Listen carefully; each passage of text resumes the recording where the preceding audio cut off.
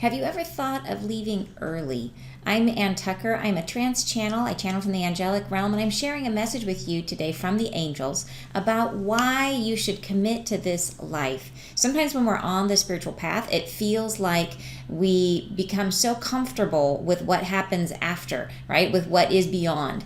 And we begin to feel like that we have less and less of an attachment to living now. And when life gets hard here, it's really easy to imagine ourselves, well, maybe I should just drift to the other side. It doesn't seem like it's that big of a deal when you're really spending a lot of time thinking about spirit and living in that world. And here the angels are sharing a message about why this life that you're leading right now is so important, and what it means not only to yourself but to God and to the universe. So if you enjoy seeing like messages like this one, please don't forget to like this video and subscribe using the button down there just below the description box. I appreciate it a lot. So here is the message. Enjoy.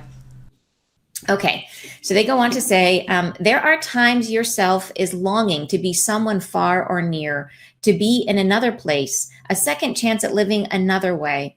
But we say, take heart. There are many iterations of this existence, and only one becomes yourself.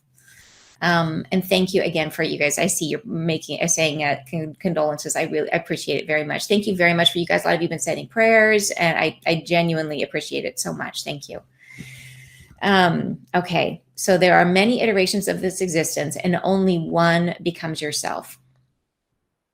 Candid reflection shows how your ability to breathe life into yourself calms the nerves, calls into being your own expression, and livens the purpose you came here for. For you have identity and force behind your being, and will find no other with your exact carriage, your empathic knowing, your understanding, all different, excepting from others.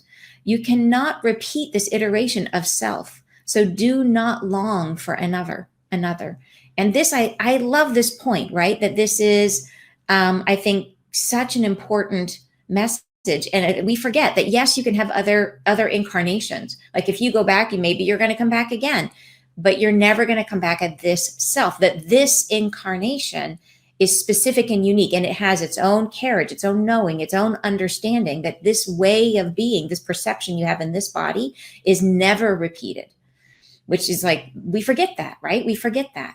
So they go on to say, you are an expression of love from source. You are him who walks the earth as himself through your eyes. You cannot devolve into another form, for you are God, willing to find himself in your experience. Know yourself sacred to be. You are a vessel of light and cannot but align with himself. So I love this, that they're saying that God is willing to experience life through our eyes, that's really what we're doing here, is that we are having this experience, but that experience is informing the universe. And I think the angels gave us another message before about how we are teachers to the universe, that God is living and experiencing through our eyes. So if we were to abandon this experience prematurely, we're cutting off that experience, and it can never be experienced again, right? It can never be recreated because we are unique. So we're depriving the universe of this experience. So they go on to say, this way of being is never repeated. Gives me hope, right? Yeah. And you're saying, yes, I can resonate with this feeling of being done here and going back home. I know. And it's a hard thing. I think the more real it is to us, the more we truly understand who we really are, it just feels, we just feel less attached to this life. But I think they're giving us a really great reframe to really see ourselves and what we're doing here. All right. So they go on to say, you are becoming more differentiated and understood as a person of import, as one who lives and breathes this purpose of understanding self. You must know who you are to grow back into himself. You must become aware of all aspects, all levels, all unknown parts to surface and explore. You see yourself in this life how you do perceive it. Your lens is unique. Your pattern of knowing not understood by all. It is yours alone and must be cherished and held in priority as a mission. You are on earth to be oneself, to be that self united in him, the God of whom we speak, and love, you are him, a peace, a part, a way of showing and being, and we cannot abide your reluctance to enjoy this mission sacred. So lovely, right? Lovely and telling.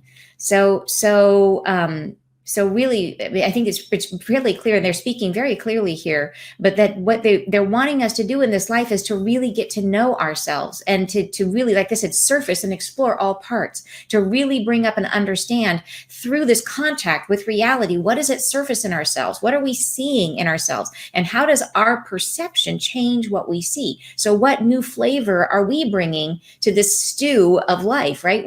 How are we impacting the world? All of these things are super important for the understanding of self. Like, what is the interaction of us with the world? And this us being the one and only expression of this self, and knowing how sacred that is.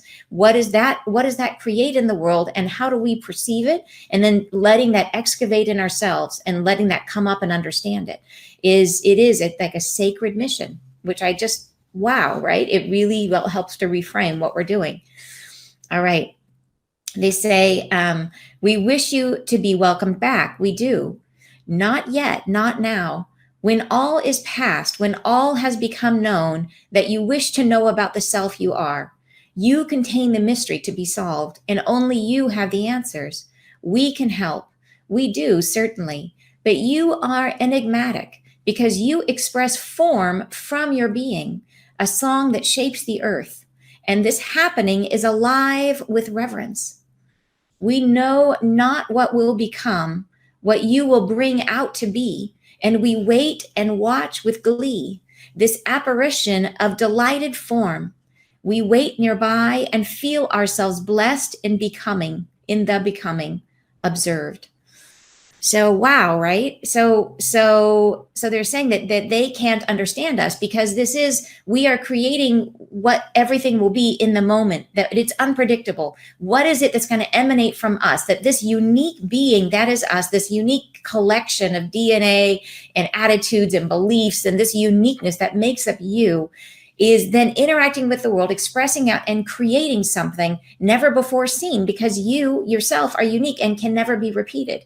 So they say they're staying, waiting and watching, in delight. Like, what is it that we will bring out to be, right? And they're going to watch with grief this apparition of delighted form that we wait nearby and feel themselves blessed in the becoming, observe, in the being able to watch what we make. So super cool. You contain the mystery to be solved. Yes, right? All right. They go on to say, we want to invite an understanding of those that have passed, that do relinquish their hold, that cannot stay. They are done inhabiting this form they took. This is all they have done, abandoned form and shape. They are still as they are, no different, not changed by their ascension. Only in greater awareness they dwell now. They see the full import of their lives, but lessons taught, they learned them there, not here where we dwell. They are sacrificing themselves anew to become yet another self. For how may we perceive what you are if not incarnate? Okay, right? This was like, ooh. So they're saying that when people cross over, they don't change. It's not like you cross over and then immediately you are a better person, or that you're completely healed of all your junk. That we take our baggage with us. That is part of our energetic song. It's part of who we are. So when we cross over, we still have all the same baggage. And they're saying that over there, we don't grow and change in the same way that we do here. So they're saying that once we get over there, then the first thing we want to do is come back, because we know that only here, like they say, they're sacrificing themselves anew to become another self. Like, people get over there and they realize, hey, all the lessons are back here. So when we're over there, we have this greater awareness. We understand all the stuff that the veil is down, that we can't see how the world works in the same way. But here is where the action happens. Here is where the growth happens. So once we get over there, we're just working to get back again. So, and they're saying, how can we perceive what we are if not incarnate? And if not, we're seeing that reaction, we're seeing the effect of ourselves in the world. They go on to say, You are belonging to that one source who remains unheard. And we say with each breath, the voice you make is his, a light with God love energy, expressing that light outward into words and commuting all you see into that you do observe. So this is a mouthful, this paragraph. So I want to delve into this a little bit. So that they're saying that with each breath, the voice that we make. So in the breath, there is a lot to be said with like your words, your thoughts. Your words are creative. Like they're a powerful force of creation. You know that if thoughts become things, the words that you form have energy and they have an effect in the world. So they're saying that the voice you make is his, that it's your voice is a light with God energy, that there is power, there's God's source power in your voice and in what you create. And you're expressing that light outward into words. And then here's the part I think is so interesting, commuting all you see into that you do observe. So there is what we see and there is that we observe. And those are two different things. And the word commuting, I had to look this up to double check, is it's like it reduces. To commute something is like, think about like commuting a sentence, like in prison. Like so if they commute a sentence, that means they reduce the sentence. So it's the commuting all you see. So you take all you see and you commute it down to that which you observe. So your filter, your eyes, your perceptions, your beliefs, all the things that you are, there's all the world out there, and you commute it down to what you choose to observe to create your own reality. And that's what they're saying here. This is how we have our effect on the world. We observe, right? We see everything, and then we commute it down to just what we observe and create our experience of the world. So there you go. How about that for a mouthful? All right. And hi, you guys. Hi, those of you who are just joining us. Thank you. Great to see you guys. So now they go on to say, you are free here as ourselves. We're talking about when we are in heaven or when we're crossed over on the astral. We are free here. You're free here as ourselves. When you do cross over, you are free to be held in beauty, held forever in timeless wonderment of peace vibration, to hold the love you seek so often. Here you have it all, but not the force you have there to create and know thy creation. To have this power of earthly self-exploration is unique to yourselves, and we wish it for you all, to experience it as the mysterious, majestic experience that it is and can be. We say you are wondering, shall I cross over? Is it good there? We know this self who wishes to return, and we say no. Engage. Be your light there upon earth and indulge in all her beauty now. Feel her spirit and understand her meaning to yourselves. You have much to grow and be, and can at last live long upon her now. We say, open your heart to herself and feel the connection there, for you are of her metal. You are creation from her bones. You can be alive in this space now, unheard ever before, your voice known once, only you speak it. Dwell in this space of potential life. You live in between the reality you perceive and that which you create.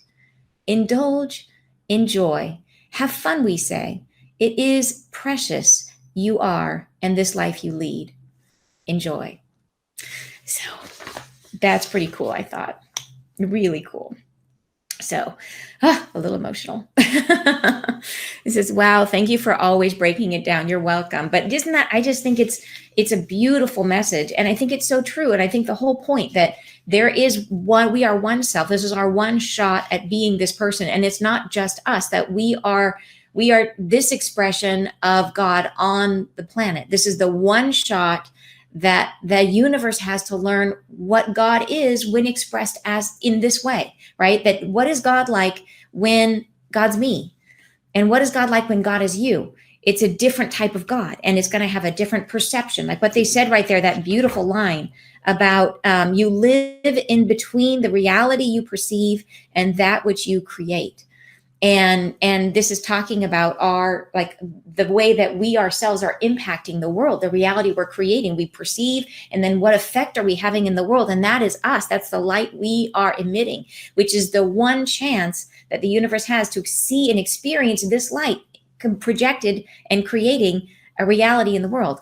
So, wow, right? It really helps us to frame what is our mission is to be. Our mission is to express this self, right? Express that love and that life through our voice, through our action, through our creative thought, to make a world that's a reflection of us and to see what that's like and to let the world experience it.